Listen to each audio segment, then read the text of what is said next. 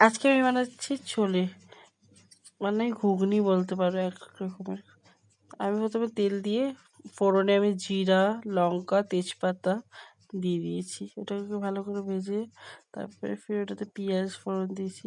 পেঁয়াজ ফোড়ন দেওয়ার পরে পেঁয়াজটাকে হালকা ভেজে নিয়ে তারপরে ফির ওটাতে আমি মশলা অ্যাড করেছি। পেঁয়াজ, রসুন, আদা, টমেটো, শুকনো লঙ্কা ওগুলো সব একসাথে পেস্ট করে নিয়েছি।